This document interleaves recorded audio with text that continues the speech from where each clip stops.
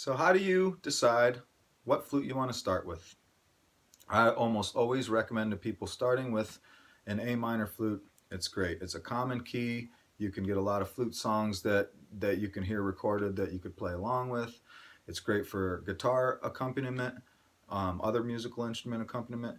But most importantly, it's a good size. It's got a low enough tone so you can still play meditative tunes that most everybody's attracted to with Native American flute, but but it's also not so large and so low that the finger spread will be difficult for most players. There's a few people out there, a few small women that might want to go even smaller than this, maybe a key of B minor or even a high C. That's possible too.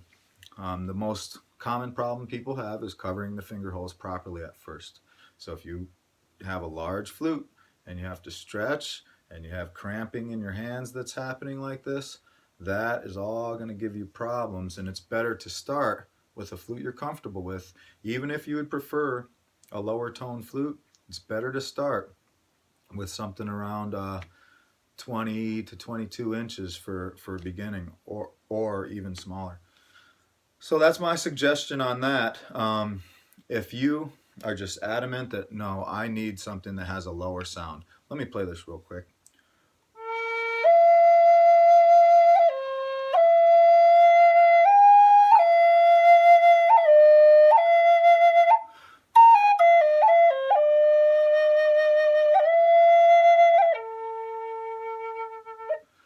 If you hear that and you say, oh man, I'm just really looking for something lower in tone.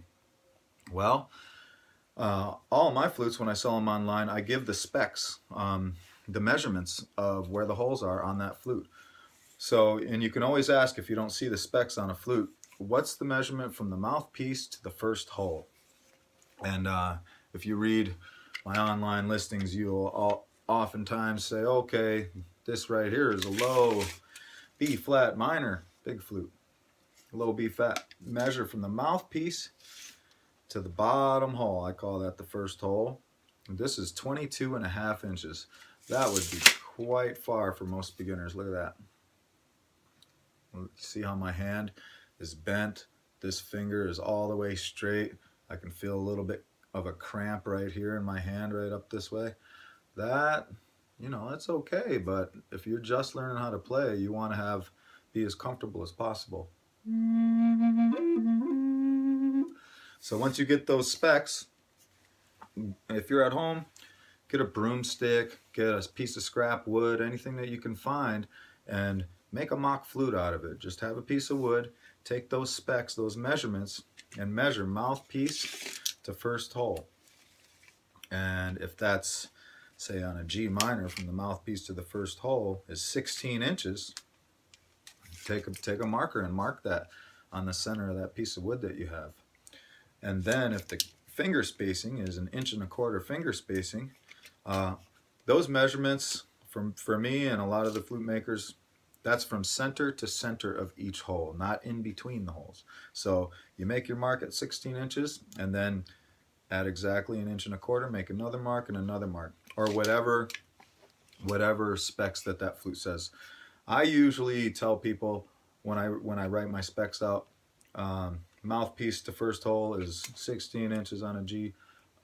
I say maximum finger spacing 1.25 inches, which means the furthest that you'll have to spread. Usually that is between the second and third finger. That's usually where I'll have my maximum spread, and the top ones are always closer together. I don't even usually write the specs on that, but I can always give them to you if you're asking. And so you make your marks 1.25 inches, and then when you have your marks on there, then place your fingers on those marks, put your mouth at the end of where you measured, which represents the mouthpiece, and see how that feels on your hands. And that's how you can see, and it's not a sure thing, but that's going to give you a real close idea of what you can handle and how large you could actually go on a flute before it's going to cause you problems or discomfort that's going to make it difficult to learn to play. So that's the recommendation if A minor is not quite doing it for you as far as the way that it sounds. But if you can handle that, I always suggest that.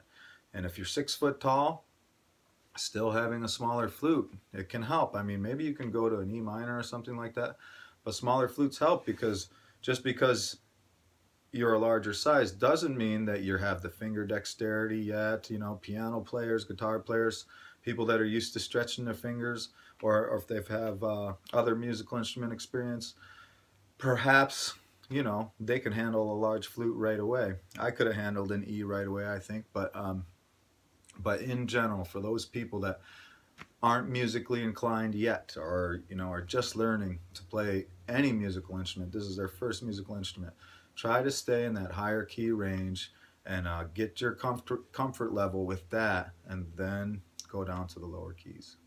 All right, I hope that helps. All right, take care.